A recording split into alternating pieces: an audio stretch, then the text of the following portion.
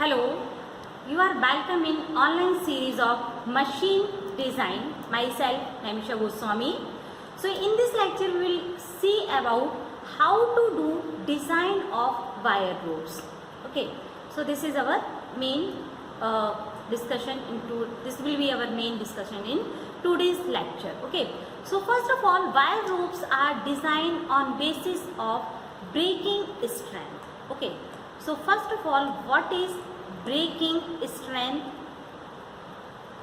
So breaking strength, okay, so generally breaking strength. So breaking strength is denoted by Fu. Okay, so what is Fu? Fu is your breaking strength, and this breaking strength indicates that the wire can take maximum static load that can taken by wire without failure. Okay, so this is known as your breaking strength. Okay, now so what is Fu? Okay, so Fu is denoted by ultimate tensile strength multiplied by area. So ultimate tensile strength is also, we know, it is different for different types of material, right? And A is your area and F is your breaking strength, or you can say that breaking force that wire can be take without failure. Okay, so Fu is different for different types of material. For example, wire is made of fiber, so it will be different for fiber. If it is made of steel, so it will be different for steel. So it is totally depend on types of material, which type of material will be used for this type of for manufacturing of your wire. Next point is your modes of failure. Okay, so modes of failure. So what are the modes of failure? Okay, so modes of failure. So basically there two types of modes of failures are basically here. First is your due to direct tensile load. Okay, first one is your due to direct tensile load. Okay, direct tensile load. Okay, so it is denoted by Ft. Okay, so Ft is here direct tensile load. Okay, next second failure may be obtained. This was your first, and second one is your due to bending. Okay, why which? Due to bending. Okay, so here we know what is bending equation. So how to find out bending force? Because you have to find, if you are designing, so first of all you have to find out bending force. So how to find out bending force? So here you have to apply bending equation. So what is bending equation? M by I is equal to sigma V by Y. Okay, this is equal to E by R. So first of all, what is E, R and all parameters? Okay, so here E is your, what is E? E is your modulus of elasticity. Okay, E is here modulus of elasticity, which is different for different material, and it is given by Newton per mm square. R is your, what is R? R is your radius of curvature. Okay, R is your radius of curvature, and this is equal to d by 2. Okay, next is your, okay, ER, done. Now what is Y? Y is distance from center axis to your extreme point. Okay, for example, this is your wire. So here center to extreme point, this is known as your Y. So Y is given by dW divided by 2. So what is dW? dW is here diameter of your wire. Okay, diameter of your wire. So Y is given by dW by 2. Now we can find out, we have already seen that M by I is equal to sigma V by Y is equal to, what was that? This is equal to E by R. So this is your bending equation. So by using this relation, we can find out your sigma B. Okay, so sigma B is given by, sigma B is equal to, what is sigma B? So sigma B is equal to, here you can find out sigma B, so sigma B is equal to E into R divided, E into,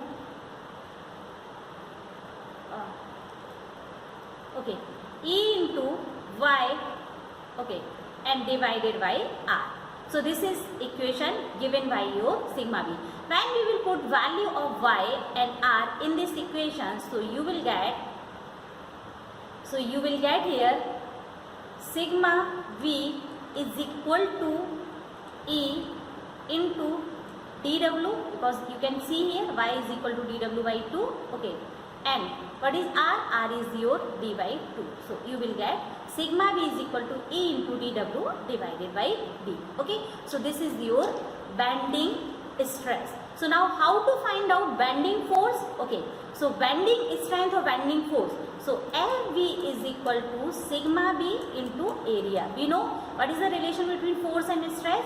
So force is equal to stress multiplied by your area, right? So you can find out by using this relation. Here A is your total cross sectional area. What is A? A is here total cross sectional area, which is given in mm square. So it was the second case of your failure. Third one is how to find out your static strength. We have seen that modes of failure was due to direct tensile loading and due to bending stress, right? So we have find out different types of forces. Now you have to find out what is actually static strength of your wire rope, right? So here you can see static strength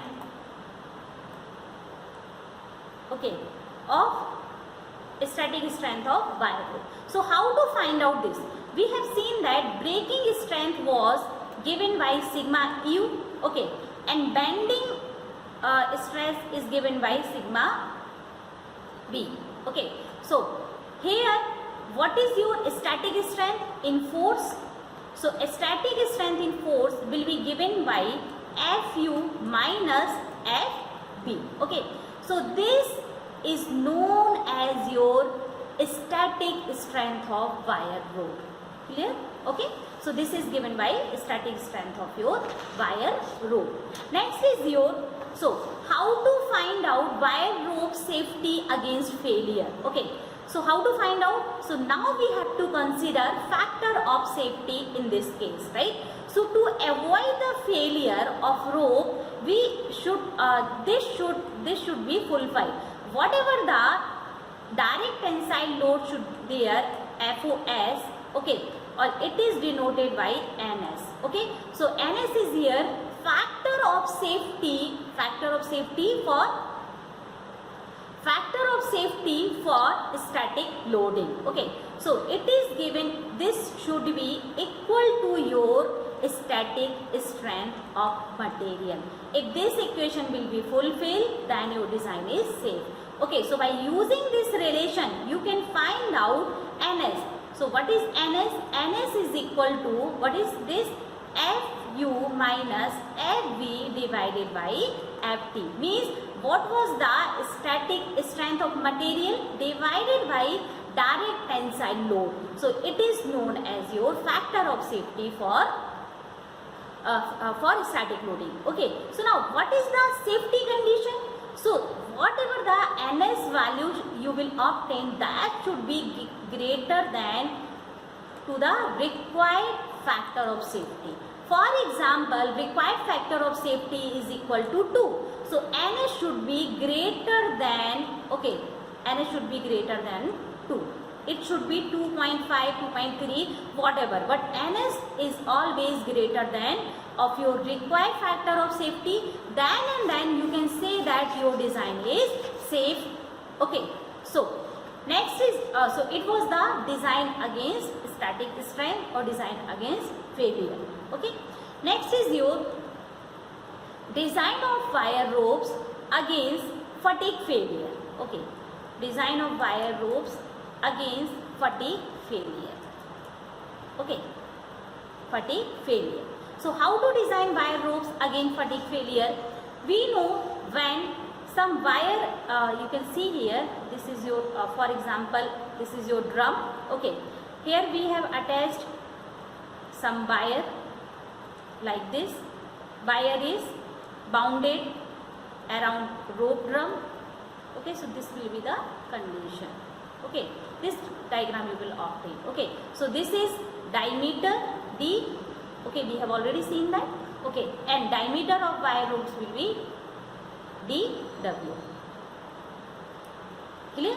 So this is your drum. Okay, so when wire will be mounted on drum, so here some pressure will be applied around this all over. So this pressure is known as your bearing pressure. Okay, so and here some forces will be act like this. Okay, so these are the forces will be act and bearing pressure will be generated. Okay, so how to know how to fatigue failure due to? So first of all, failure may be due to your bearing pressure. Okay, so first case is failure due to bearing pressure. Okay, now so what is your bearing pressure? Bearing pressure is equal to force, 2 times of force D into D. This is your bearing pressure. This is standard equation. Okay, this is your standard equation. So bearing pressure is given by 2F divided by D into D, right? So here you can find out what will be the force. Force is equal to, okay, force is equal to, why I have taken this area? This is actually your projected area. Projected area means whatever your diameter is here, right? D and D, small d. Okay, so this is actually we have taken is small d, right? So D is equal to diameter of wire. Okay, so this is equal to D into D, which is actually your projected area, right? So by using this relation, you can find out FV is equal to PV into D divided by F. So by using this relation, you can find out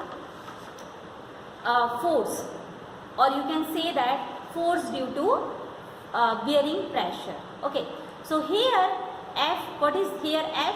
PV, we know PV is equal to bearing pressure, which is given in Newton per mm square. D is equal to diameter of sheave or diameter of rope drum. Okay, diameter of drum or sheave. Okay, drum or sheave. Next is your F. So what is F? F is your tensile load on rope. This is your tensile load on rope. It is given by Newton per mm square.